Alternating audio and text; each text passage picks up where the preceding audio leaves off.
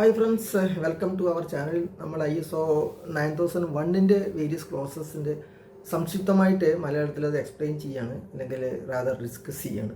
അപ്പോൾ ഇതിൽ നമ്മൾ 4ാമത്തെ ക്ലോസ് കഴിഞ്ഞു. 5ാമത്തെ ക്ലോസിൽ ലീഡർഷിപ്പിനെ കുറിച്ചാണ് പറയുന്നത്.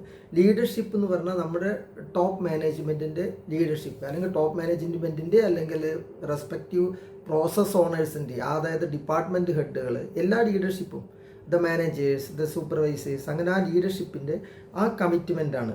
അതിനെക്കുറിച്ചാണ് ക്ലോസ് നമ്പർ 5 പറയുന്നത്.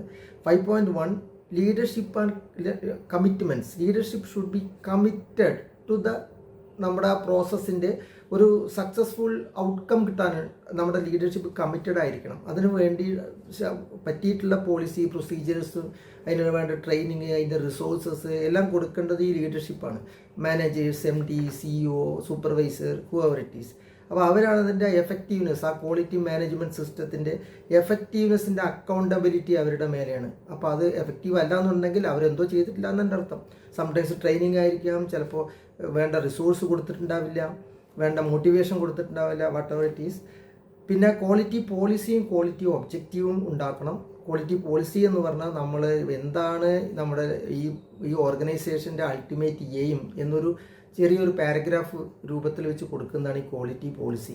അപ്പോൾ നമ്മൾ അതിനാണ് കമ്മിറ്റഡ്. ഈ ക്വാളിറ്റി പോളിസിയും ക്വാളിറ്റി ഒബ്ജക്റ്റീവും, അത് നമ്മൾ എന്താണ് നമ്മുടെ ഒബ്ജക്റ്റീവ്, എന്താണ് നമ്മൾ അച്ചീവ് ചെയ്യാൻ ആഗ്രഹിക്കുന്നത് over a period of time, അതാണ് ക്വാളിറ്റി ഒബ്ജക്റ്റീവ്സ്. അപ്പോൾ അത് മെഷറബിളും ആയിരിക്കണം. ഇപ്പോൾ continual improvement, customer satisfaction, more training to our staff എന്നൊക്കെ പറഞ്ഞ് പല ഒബ്ജക്റ്റീവ്സ് നമ്മൾ വെച്ചിട്ടുണ്ടാവും. അപ്പോൾ ആ ഓരോ പെർസെൻറ്റേജ് ബേസ് എത്ര നമ്മൾ അച്ചീവ് ചെയ്തു എന്ന് നമുക്ക് മെഷർ ചെയ്യാനും പറ്റണം. ആ വെറുതെ ഒബ്ജക്റ്റീവ് ഉണ്ടാക്കി വെച്ചാൽ പോരല്ലോ, ഓരോ വർഷങ്ങളും അത് എത്രത്തോളം അച്ചീവ് ചെയ്തു എന്നുകൂടിയും നമ്മൾ അക്കൗണ്ടബിൾ ചെക്ക് ചെയ്തുകൊണ്ടിരിക്കണം. ക്വാളിറ്റി പോളിസി, നമ്മുടെ ക്വാളിറ്റി മാനേജ്മെൻറ്റ് സിസ്റ്റം ഉണ്ടാക്കേണ്ടത് നമ്മുടെ പ്രോസസ്സിന് സ്യൂട്ടബിൾ ആയിട്ടുള്ള രീതിയിൽ, അത് should be integrated to our process. ഇപ്പോൾ ഒരു മാനുഫാക്ചറിങ് പ്രോസസ്സ് ആയിരിക്കാം, ഒരു സർവീസ് ഇൻഡസ്ട്രി ആയിരിക്കാം, എന്തായാലും വേരിയസ് ചെറിയ കുറേ പ്രോസസ്സിൻ്റെ ഒരു കൂട്ടായ്മയാണ് ടോട്ടൽ പ്രോസസ്സ്. ആ ഓർഗനൈസേഷൻ്റെ ആ അൾട്ടിമേറ്റ് വർക്ക് അതായിരിക്കും. ചെറിയ കുറേ പ്രോസസ്സ്, അങ്ങനെ ഒരു ടോട്ടൽ ഒരു മാനുഫാക്ചറിങ് പ്രോസസ്സ് അല്ലെങ്കിൽ ഒരു സർവീസിങ് പ്രോസസ്സ് ആയിട്ട് മാറുകയാണ് ചെയ്യുന്നത്. പിന്നെ ഒരു പ്രോസസ്സ് അപ്രോച്ച്, അത് മെയിൻ നമ്മുടെ ഒരു എയിമാണ്. ISO 9001 പ്രോസസ്സ് അപ്രോച്ച് ആയിരിക്കണം. റിസ്ക് ബേസ്ഡ് തിങ്കിങ് ആയിരിക്കണം. റിസ്ക് ബേസ്ഡ് തിങ്കിങ് പറഞ്ഞാൽ ഒരു ഡിസിഷൻ എടുത്തു കഴിഞ്ഞാൽ അതിന് കുറച്ച് റിസ്ക് എലിമെൻ്റ് ഉണ്ടാവും. അപ്പോൾ ആ റിസ്ക് എലിമെൻ്റ് എത്രയാണ് നോക്കി അതിനനുസരിച്ച് വേണം ഓരോ ഡിസിഷൻ എടുക്കാൻ. ഇപ്പോൾ റിസ്ക് ഫാക്ടർ നമ്മൾ കണക്കാക്കണം. ആ പ്രൊബാബിലിറ്റി ആൻഡ് ഇമ്പാക്റ്റ്, അത് രണ്ടും കൂടി മൾട്ടിപ്ലൈ ചെയ്യുമ്പോഴാണ് റിസ്ക് ഫാക്ടർ ഉണ്ടാവുക. അതേപോലെ തന്നെ ഓപ്പർച്യൂണിറ്റി. അപ്പോൾ ഓപ്പർച്യൂണിറ്റി പറഞ്ഞാൽ നല്ലതിന് വേണ്ടിയിട്ടുള്ളത്. റിസ്ക് എന്ന് പറഞ്ഞാൽ നമുക്കൊരു അൺസർട്ടൈനിറ്റി ഉണ്ട്, ഒരു ദോഷകരമായ ഒരു കാര്യം നമുക്ക് സംഭവിക്കാൻ സാധ്യത ഉണ്ടോ, ചിലപ്പോൾ ചെറിയൊരു ചാൻസ് ഉണ്ടാവും അത് ഒരു നെഗറ്റീവ് എഫക്റ്റ് വരാൻ. പക്ഷേ കൂടുതൽ ചാൻസ് അത് പോസിറ്റീവ് ആവാനും കൂടുതൽ പ്രോഫിറ്റ് ഉണ്ടാവാനും ആയിരിക്കാം. അപ്പോൾ അത് നമ്മൾ മെഷർ ചെയ്യണം, അത് റേറ്റ് ചെയ്യണം റിസ്ക്. ആ റേറ്റ് ചെയ്തിട്ട് വേണം അതിന് വേണ്ടിയിട്ടുള്ള ആക്ഷൻ എടുക്കാൻ. അപ്പോൾ ഇതെല്ലാം ടോപ്പ് മാനേജ്മെൻറ്റ് ചെയ്യേണ്ടതാണ്, അല്ലെങ്കിൽ മാനേജ്മെൻറ്റ് ലീഡർഷിപ്പ് ചെയ്യേണ്ട കാര്യങ്ങളാണ്. പിന്നെ റിസോഴ്സസ് എന്തൊക്കെ വേണം നമ്മുടെ ക്വാളിറ്റി മാനേജ്മെൻറ്റ് സിസ്റ്റത്തിൽ, നമ്മൾ പറഞ്ഞ കാര്യവും നമ്മുടെ പ്ലാനിങ്ങും എല്ലാം നടപ്പാക്കാൻ എന്തെല്ലാം റിസോഴ്സ് വേണം. മണി, മെറ്റീരിയൽ, മെൻ, ഹ്യൂമൻ റിസോഴ്സസ് വേണം, എക്യുപ്മെൻറ്റ്സ് വേണം. ചിലപ്പോൾ ഒരു കെമിക്കൽ ലാബാണെങ്കിൽ കെമിക്കൽസ് വേണം, ഗ്ലാസ് വെയേഴ്സ് വേണം, ഒരു ടെസ്റ്റിംഗ് ഫെസിലിറ്റി ആണെങ്കിൽ അതിന് വേണ്ട മൈക്രോവേവ് അതിന് വേണ്ട ചില ഓവൻസ് വേണ്ടി വരും, ചില ഫ്ലോ മീറ്റേഴ്സ് വേണ്ടി വരും, വെയിങ് ബാലൻസ് വേണ്ടി വരും, ചില ടൂൾസ് വേണ്ടി വരും, പിന്നെ ചില പ്രത്യേക ട്രെയിനിങ് കിട്ടിയ പേഴ്സണൽ വേണ്ടി വരും. അതാണ് ഹ്യൂമൻ റിസോഴ്സസ്. അപ്പോൾ ഇത് എന്തെല്ലാം വേണം, ഫെസിലിറ്റി ആൻഡ് എൻവിറോൺമെൻറ്റ് ക്രിയേറ്റ് ചെയ്യേണ്ടി വരും. ഓക്കെ, ഇതെല്ലാം അവന് വേണ്ടതുപോലെ, ആ ഓർഗനൈസേഷന് വേണ്ടതുപോലെ നിങ്ങൾ പ്രൊവൈഡ് ചെയ്യണം. അപ്പോൾ പ്രൊവൈഡ് ചെയ്യാൻ അതിനുള്ളൊരു ലോജിസ്റ്റിക്, ഒരു സപ്ലൈ ചെയിൻ നിങ്ങൾ ഉണ്ടാക്കിക്കോ. അതെല്ലാം you have to plan it. The management or the leadership has to plan this. പിന്നെ ക്വാളിറ്റി മാനേജ്മെൻറ്റ് സിസ്റ്റം അതിൻ്റെ ഇൻറ്റൻഡഡ് റിസൾട്ടിനെ അച്ചീവ് ചെയ്യുന്നു. എന്തിനു വേണ്ടിയാണ് നമ്മൾ ഈ ഓർഗനൈസേഷൻ ഫോം ചെയ്തിരിക്കുന്നത്, അത് അച്ചീവ് ചെയ്യാൻ വേണ്ടിയിട്ട് എന്തെല്ലാം ചെയ്യണോ അതെല്ലാം ഈ ലീഡർഷിപ്പ് ചെയ്യേണ്ടതാണ്. ഓക്കെ, പിന്നെ ഇമ്പ്രൂവ്മെൻ്റ് ഉണ്ടാവാൻ, ഇത് ചുമ്മാ ഒരേപോലെ തന്നെ ഗ്രാഫ് ഇരുന്നാൽ പോരാ. Over a period of time, ഓരോ കഴിഞ്ഞ 2 വർഷത്തിൽ എങ്ങനെയായിരുന്നു നമ്മുടെ സ്റ്റാൻഡ്, എവിടെയായിരുന്നു, ഇപ്പോൾ എവിടെയാണ്, ഇനി ഏത് സ്റ്റാൻഡ് എവിടേക്കാണ്, എത്രത്തോളം നമ്മൾ ടാർഗറ്റ് അച്ചീവ് ചെയ്യണം നമുക്ക് ഫർദർ, ഇതെല്ലാം നമ്മൾ ഈ ലീഡർഷിപ്പ് അതിനെല്ലാം പ്ലാൻ ചെയ്ത് അതിന് വേണ്ടിയിട്ടുള്ള പ്രോഗ്രാം നടപ്പാക്കണം, അതിന് വേണ്ടിയിട്ടുള്ള റിസോഴ്സസ് സപ്ലൈ ചെയ്യണം.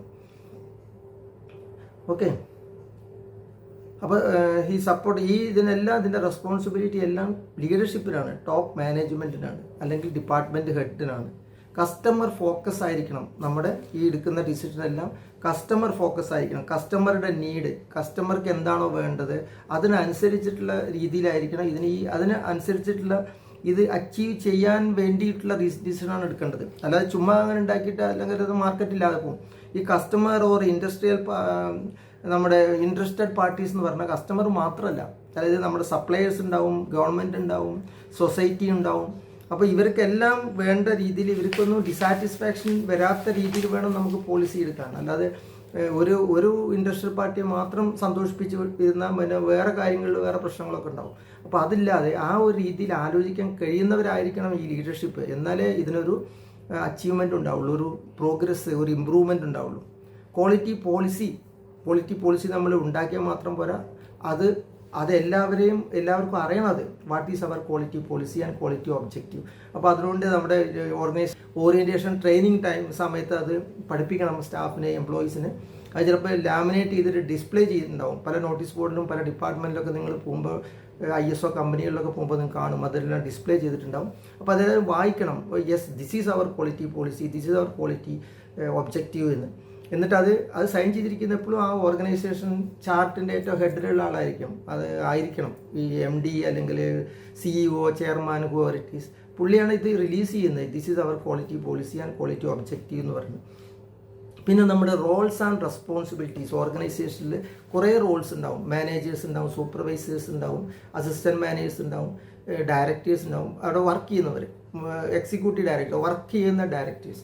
അപ്പോൾ ഇവരുടെ എല്ലാം ഡ്യൂട്ടീസ് എന്താണ്, റെസ്പോൺസിബിലിറ്റി എന്താണ് എന്ന് ക്ലിയർ ആയിട്ട് നമ്മൾ ഡോക്യുമെൻ്റ് ചെയ്ത് വെക്കണം.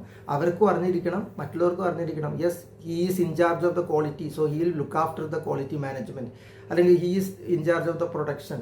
അപ്പോൾ അങ്ങനെ ആ ഓരോരുത്തരുടെ ആ പ്രൊഡക്ഷൻ ഡിപ്പാർട്ട്മെൻറ്റിൽ തന്നെ പലരും ഉണ്ടായിരിക്കാം, പല ഫങ്ഷണറി ഉണ്ടാവും. ഇൻഡിവിജ്വലിൻ്റെ പേരല്ല പ്രധാനം, ആ പൊസിഷൻ എന്താണ്, റോൾസ് എന്താണ്, റെസ്പോൺസിബിലിറ്റി എന്നുള്ളത് ക്ലിയർ ആയിട്ട് ഡോക്യുമെൻ്റ് ചെയ്തിരിക്കണം, അവരൊക്കെ അറിയുമ്പോൾ. Okay, thank you very much. നമുക്ക് അടുത്ത എപ്പിസോഡിൽ പ്ലാനിങ്